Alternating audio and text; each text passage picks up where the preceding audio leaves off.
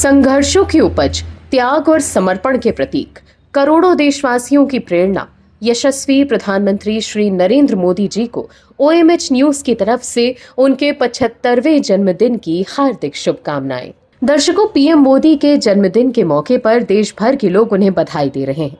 आप भी पीएम मोदी को कमेंट सेक्शन में बधाई दीजिए। दर्शकों, नरेंद्र मोदी आए और छा गए। पीएम मोदी संघ प्रचारक से देश के अब तक के सबसे ताकतवर लोकप्रिय नेता बन गए हैं।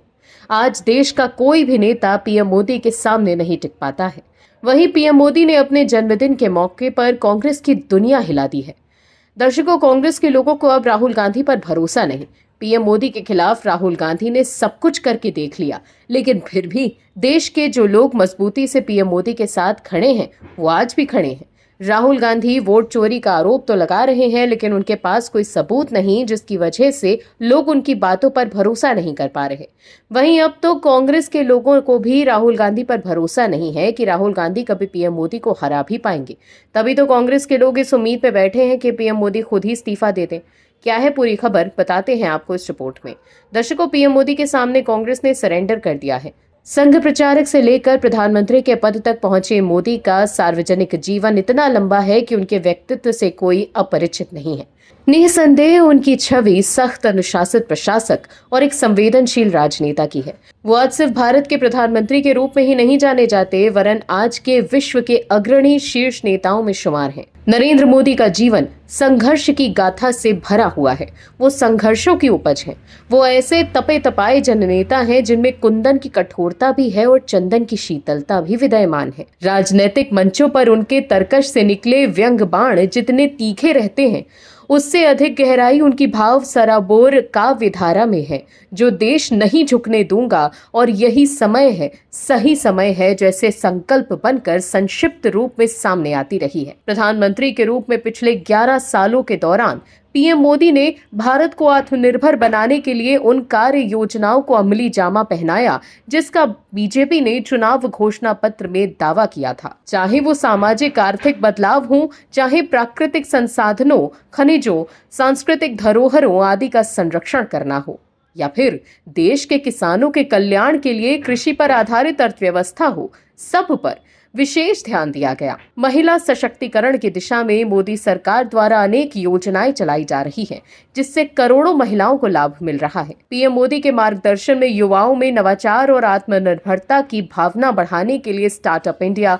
स्टैंड अप इंडिया और डिजिटल स्किल इंडिया जैसी योजनाओं का सूत्रपात हुआ। बेटी बचाओ बेटी पढ़ाओ, सुकन्या समृद्धि योजना और महिला स्व सहायता समूहों को सशक्त कर उन्होंने सकारात्मक परिवर्तन की दिशा में परिणाम मूलक कदम उठाए। नरेंद्र मोदी के 11 सालों के प्रधानमंत्री के कार्यकाल पर नजर दौड़ाई जाए तो बहुत स्पष्ट दिखता है कि इस दौरान देश के प्रगति की दिशा में तेज रफ्तार पकड़ी है। आम आदमी के जीवन में खुशहाली आई, समाज के कमजोर वर्गों के लोगों के जीवन में सुधार आया, देश की अर्थव्यवस्था बेहतर हुई, दुनिया में भारत के मान सम्मान में वृद्धि हुई।